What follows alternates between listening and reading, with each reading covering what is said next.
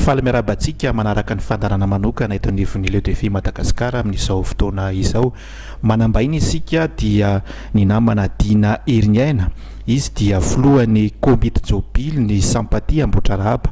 Misy ny fanentanana hoentiny satria tafiditra ao anatin'ny fahatelopolo taona izany fikambanana izany ka anao fanentanana ho antsika izy amin'izao. Nefa mialohan'izay dia miarabanao namana Dina tonga soa eto anivon'ny plateau an'ny Leo Défi Madagasikara ianao.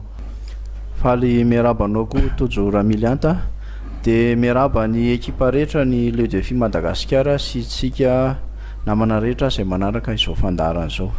Tan'izay fankalazana ao anatin'izay fanokafana ny fahatelopolo taona ny Sampatia Ambohidraraba izay inona ny fanentanana hoentinao mahakasika izay?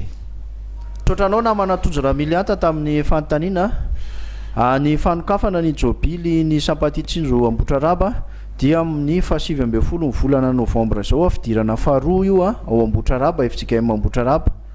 Ny ao amin'ny FJKM Ambohidraraba moa misy fidirana anankiroa fa itsika dia ny fidirana faharoa amin'ny sivy sasany no manokatra ny taon-Jobily dia manentana antsika namana izay rehetra mibeazina tao anatin'ny Sampatia Tsinjo Ambohidraraba mba ho avy amin'io fotoan-dehibe io.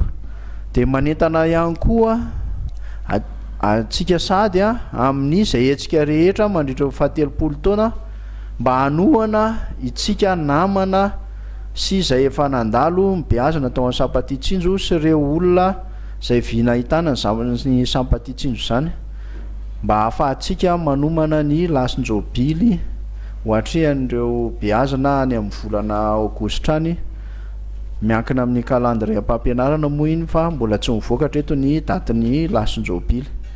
Koa dia manentana antsika rehetra averina ihany na ny eto an-toerana na ny any ivelany maro tsika Sampatia efa nandalo tao amin'ny fivondronana Tsinjo misy amintsika any ivelany misy amintsika eto Madagasikara entanitsika rehetrarehetra mba hifanohana aminay komity Jobily. Avangam''izay ka dia isaorantsika ny namana Dina Heriniaina. Izy moa dia filohan'ny komity Jobily ny Sampatia Ambohidraraba izay mankalaza ny fahatelopolo taonany amin'izao. Misaotranao namana Dina no vahiny teto amin'ny fandaharana manokana teto anivon'ny Leo Défi Madagasikara. Misaotranao ihany koa namana Tojo dia mankasitraka ny ekipa Leo Défi Madagasikara rehetra tamin'ny fandraisana. Misaotra tompoko. Misaotra tompoko.